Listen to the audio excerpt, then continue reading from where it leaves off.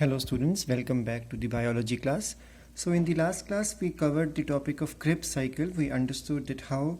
during aerobic respiration the pyruvic acid synthesized during the glycolysis, which occurs in the cytoplasm,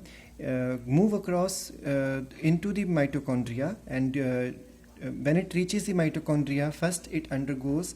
oxidative decarboxylation, and it turns into acetyl coenzyme A with the liberation of carbon dioxide 1 molecule for every 1 pyruvic acid and liberation of a molecule of NADH2. We learned that this step takes place in the outer space, and after this the acetyl coenzyme A enters into the matrix of the mitochondria, where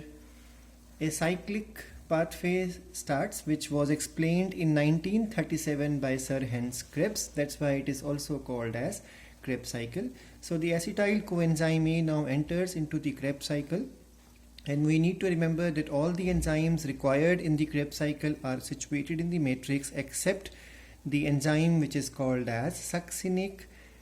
acid or succinate dehydrogenase enzyme, which is present in the inner membrane of mitochondria. So we learned the sequences of the Krebs cycle. We understood that pyruvic acid first undergoes decarboxylation and dehydrogenation, also called as oxidation, to turn into acetyl coenzyme A, which is picked up by oxaloacetic acid, and 4 carbon and 2 carbon compound condenses to form citric acid, a 6 carbon compound. And then this citric acid undergoes isomerism with the help of a conitase enzyme with the liberation of water and again addition of water, so dehydration and again rehydration, and finally changes into isocitric acid. This isocitric acid now undergoes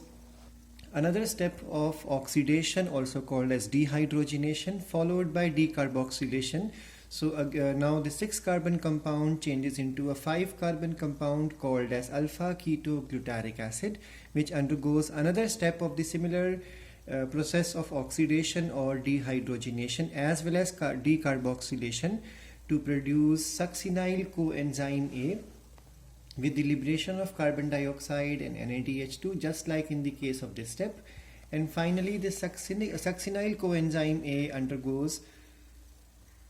liberation of the coenzyme A, and this converts it into succinic acid with the liberation of GTP, and it is called as substrate level phosphorylation. GTP formation is equivalent to the ATP formation,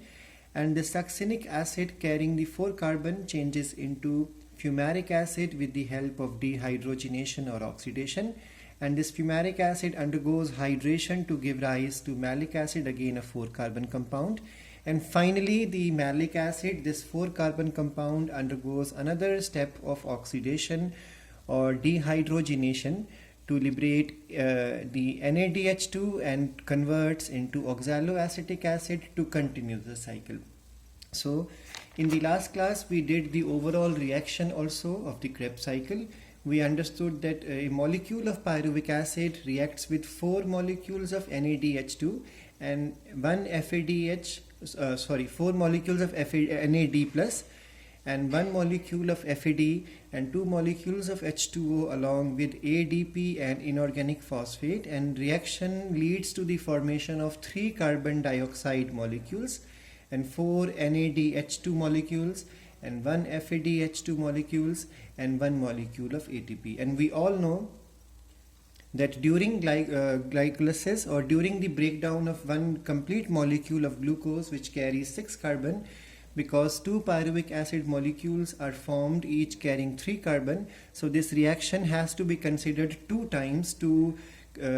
calculate the number of carbon dioxide and NADH2 and FADH2 and ATP formed from one glucose. So the overall reaction would be that the glucose converts into 6 molecules of carbon dioxide, 8 molecules of NADH2, 2 molecules of FADH2 and 2 molecules of ATP. So this all we finished in the last class, and we understood that this concept of Krebs cycle is absent in the case of the prokaryotic machinery. Only the eukaryotic machinery is able to perform Krebs cycle because it requires the presence of mitochondria, and mitochondria is a eukaryotic organelle which is found only in the eukaryotic organism. That's why this concept of Krebs cycle is present only in the eukaryotic system. Now today we are going to start with the next step, and that is the final step of aerobic respiration, and that also occurs in the inner mitochondrial membrane, and the concept is regarding the transport of electrons from one acceptor to the next acceptor, and this is called as electron transport chain or electron transport system.